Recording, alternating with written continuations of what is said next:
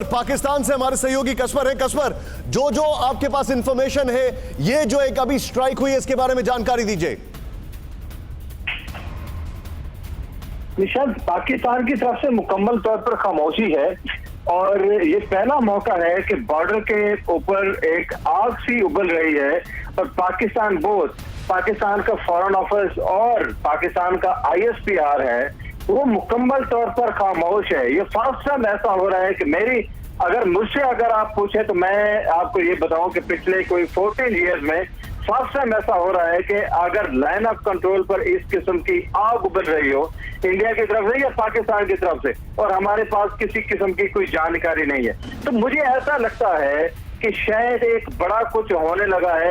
आप मेरे साथ बने रहिए, मैं तुरंत आपके पास आ रहा हूं। तुरंत मैं आदित्य के पास आऊंगा। आदित्य, ये जो जानकारी आ रही है, POK में आतंकी कैंपों को उड़ाया गया, क्या क्या इंफॉर्मेशन है आपके पास? बहुत बड़ी खबर इस वक्त थी। जी निशांत, ये जो एरियाज है पाकिस्तान ऑक्यूपाइड कश्मीर में, जैसे सुमित भी आपको एक्सप्लेन कर रहे थे, ये लॉन्च पैड्स होते हैं और ये टंगडार सेक्टर में करना सेक्टर है और केरन सेक्टर है। दो प्रमुख इलाके हैं नॉर्थ कश्मीर के कुपवारा में, जहां पर जो है वहां से पाकिस्तान ऑक्यूपाइड कश्मीर से मेनली जैश ए मोहम्मद के और लश्कर ए तोयबा के आतंकवादी ट्रेन होकर आते हैं। इनको असला और बारूद जो है पाकिस्तान की आर्मी और ISI प्रोवाइड करती है। इनको कवर फायर कंटिन्यूसली दिया जाता है ताकि एक क्रिएट किया जाए, पाथवे क्रिएट किया जाए और वो इंट्रूड कर सके। इसको जो है बहुत बड़ा एक प्रीएम्प्टिव स्ट्राइक इसको कह सकते हैं, जो इंडियन आर्मी ने प्लान की है। पिछले कई दिनों से हमने देखा पाकिस्तान सीज फायर का उल्लंघन कर रहा था, सीज फायर वायलेशन कर रहा था, सिर्फ नॉर्थ कश्मीर में ही नहीं बट पुंछ बालाकोट के इलाकों में भी, जो जम्मू के इर्द गिर्द पाए जाते हैं। बहुत सारे सिविलियंस जो ऑर्डिनरी कश्मीरी हैं उनको भी मारा गया इन सीज फायर के उल्लंघन में पाकिस्तान आर्मी से, और तभी इंडियन आर्मी को ये कार्रवाई करनी पड़ी। जानकारी थी, हम सभी को पता है आदित्य, कुछ दिन पहले आर्मी चीफ ने ये कहा था वहां से करीब 150 हो सकते हैं या 450 आतंकी हैं जो वहां से आ सकते हैं। इंफॉर्मेशन ये भी थी कि वो कोरोना पॉजिटिव आतंकियों को यहां भेजने की फिराक में हैं। इस बारे में और जानकारी दीजिए। बिल्कुल, आप बिल्कुल सही कह रहे हैं निशांत। इनफैक्ट मैंने खुद आर्मी के आला अधिकारियों से बात की थी जिन्होंने मुझे 300 का फिगर बोला था।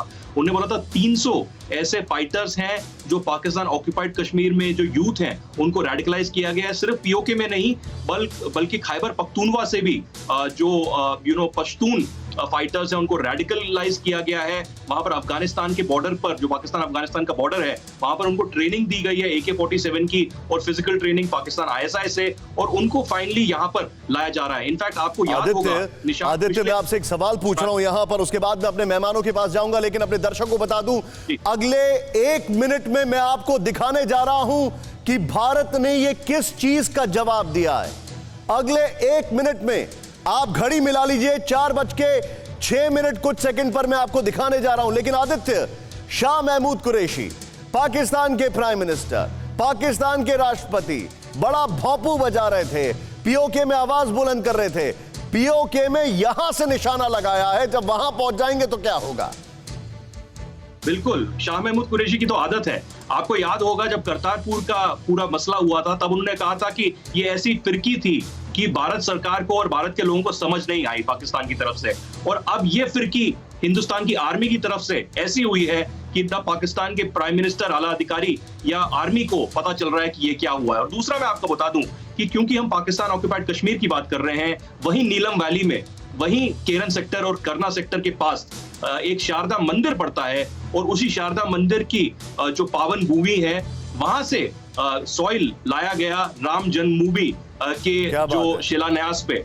उनके आंखों के तले ये हुआ है। जब ऑर्डिनरी हिंदुस्तानी, ऑर्डिनरी कश्मीरी ये कर सकता है, तो आप कर सकते हैं कि इंडियन आर्मी